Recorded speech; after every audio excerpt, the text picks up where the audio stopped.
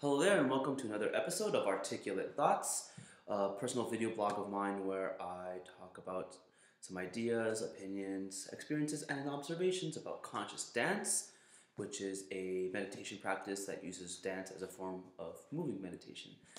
And today I want to talk about my work is like battling depression because it's that time of year where a lot of people are kind of getting to that point where they're getting sick of winter.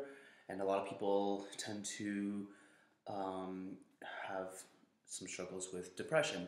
And I could relate to this a lot. There was a time in my life where I was severely depressed and had a lot of anxiety, and there was a psychosomatic relationship with those things and eczema. So I would get upset, angry, sad, all these kind of negative emotions, and it would trigger me and I would be scratching profusely, and it was very brutal.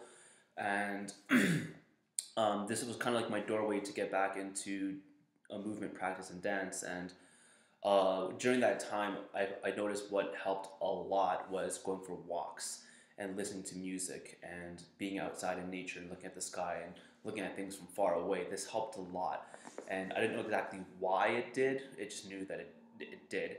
And over time, I just kind of pieced it together, and I think there was something about the momentum of moving forward and taking steps forward and like listen to the music and following the beat of the music that kind of tricked my mind into believing that I was moving forward in life because I was moving forward physically, and it's the body and the mind are connected in a very deep, impactful way, and there's a very strong relationship between the two of them. And I went through a lot of different experiences, and just movement became a very prevalent inspiration. And I somehow got it into this idea in my head where when I was sitting at home in my bed and I was alone in my room and like the walls would be closing in, and like it was putting me in a state of mind that somehow made it myself susceptible to like the influences of my demons, and like they could isolate me and trick me into believing what they wanted me to believe. If I just was paralyzed at home, if I just stayed in my room, in my bed, and be paralyzed, then I was susceptible to the influence of my demons or my devils and all these negative thinking patterns. But when I was up and about and moving, there was something about the movement that kind of like, tricked the devils out, or like it just didn't make them like as accessible. And one thing led to another, and I was inspired to take martial arts. I started off with boxing, then I was learning Eskrima and Muay Thai, and all these movement practices. It just kind of got me going. Like it was a very prevalent theme of always keep on moving, because if you're facing an opponent, it's much harder to get hit if you're moving. So when I heard that over and over again, like I was convinced that like that's why movement was so good for me, because if I'm moving, then my demons can't get me. And it was a very, very effective tool for me, and one thing led to another, and I found conscious dance. It was ecstatic dance at first, and then when I moved to Calgary, I found 5 rhythms and all these other disciplines in conscious dance. And at that point, over the years, I've just been listening to different podcasts and different sources of information. And another thing about depression and addiction, it relates to feeling disconnected or feeling separated, and there's an inclination towards going towards an addiction to feel connected to something.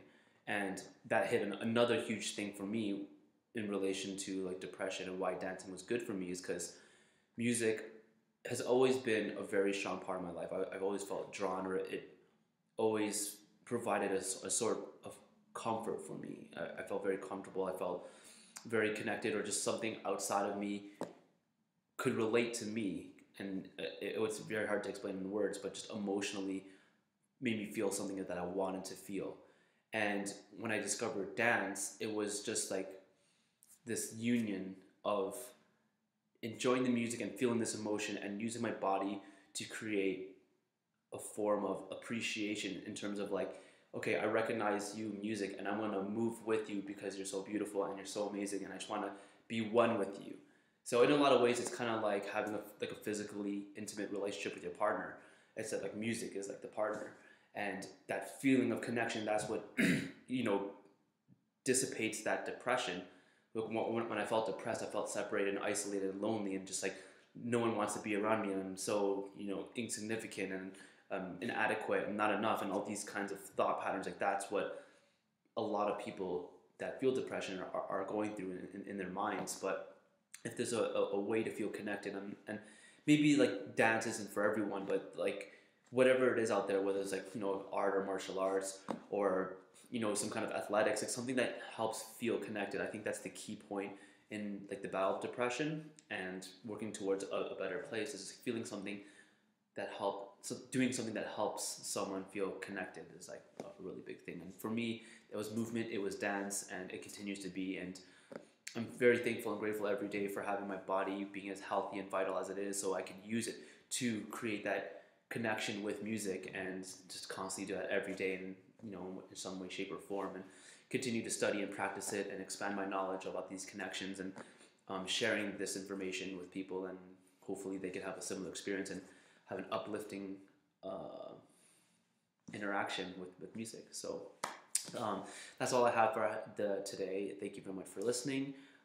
This week I will be dancing at